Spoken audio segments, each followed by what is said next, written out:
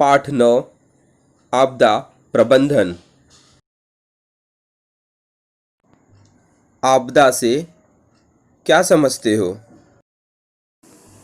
आपदा एक अचानक होने वाली घटना है जिसके कारण राष्ट्र तथा समाज के जीवन, संपत्ति तथा सामाजिक अवस्था का बड़े पैमाने पर नुकसान होता है। आपदा के कितने प्रकार होते हैं? आपदा के दो प्रकार है, प्राकृतिक आपदा और मानव निर्मित आपदा। भूकंप से क्या समझते हो? भूकंप के कौन से परिणाम होते हैं? भूकवच में अचानक कंपन होना अथवा भूकवच के अचानक थोड़े क्षण के लिए हिलने की घटना को भूकंप कहते हैं। परिणाम: इमारत गिरने के बाद आर्थिक और प्राण हानि होती है।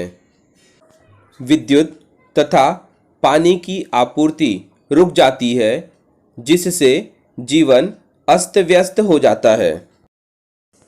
भूकवच में अचानक कंपन होना अथवा भूकवच का अचानक कुछ क्षण तक हिलना ही भूकंप कहलाता है। भूपृष्ठ के आगे पीछे अथवा ऊपर नीचे होने के कारण भूपृष्ठ में कंपन होता है अथवा भूपृष्ठ हिलने लगता है, इसे भूकंप कहते हैं। भूकंप के नाभि के ठीक ऊपर भूपृष्ठ पर स्थित बिंदु को भूकंप का केंद्र बिंदु कहते हैं। तीव्र स्वरूप की लहरें अथवा धक्के सर्वप्रथम केंद्र के पास पहुंचते हैं, इसलिए भूकंप के केंद्र के पास हानि का अनुपात सबसे अधिक होता है। भूकंप के झटके सौम्य अथवा तीव्र हो सकते हैं। सौम्य झटकों अथवा धक्कों की संख्या कम होती है तथा विनाश भी कम होता है। तीव्र अथवा विध्वंसक भूकंपों की संख्या कम होती है, परंतु तीव्र भूकंप से अधिक विनाश होता है।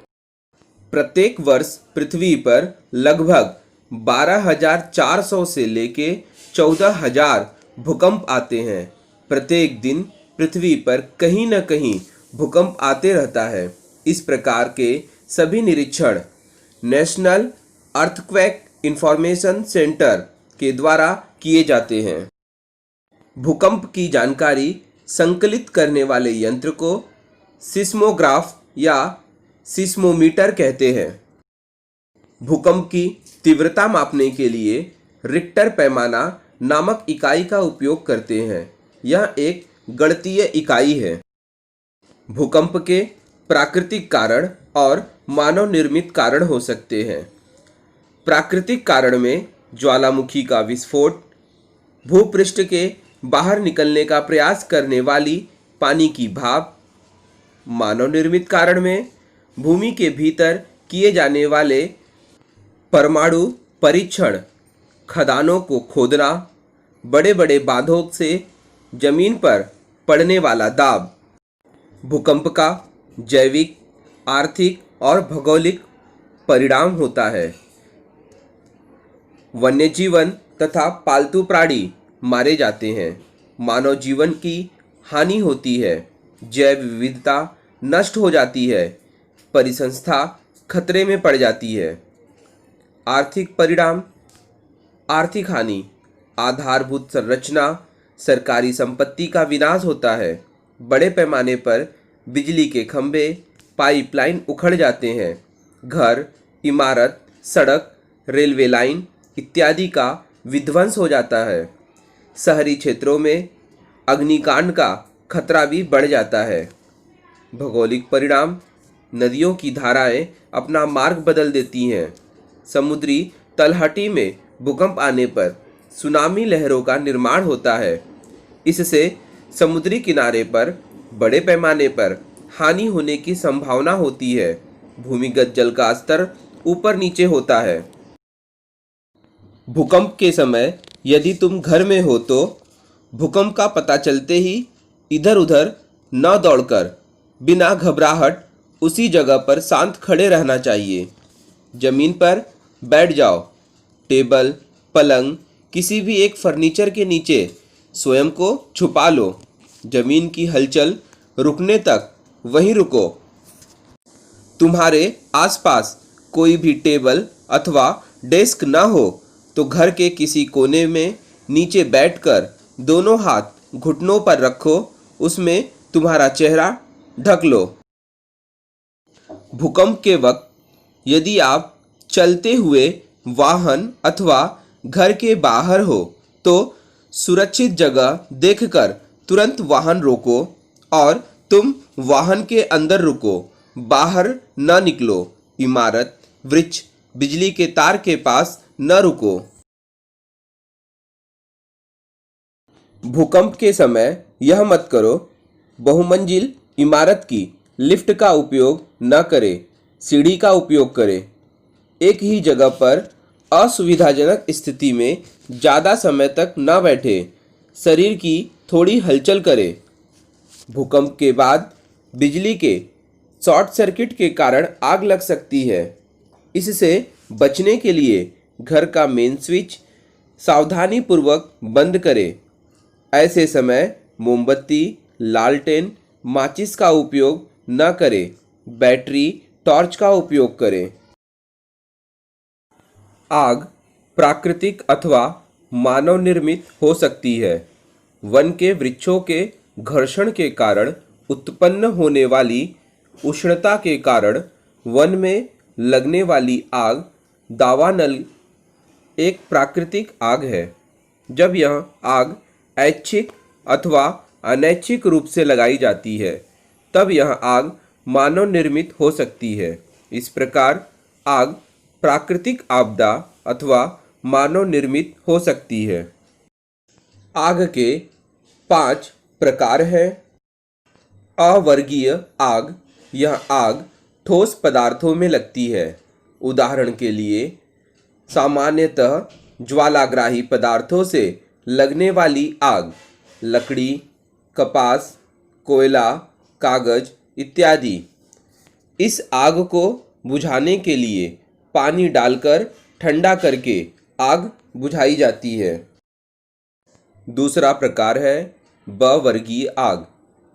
द्रव रूप पदार्थ ज्वालाग्रही से लगने वाली आग, उदाहरण पेट्रोल, तेल, वार्निश, विलायक, रसोई का तेल, रंग इत्यादि।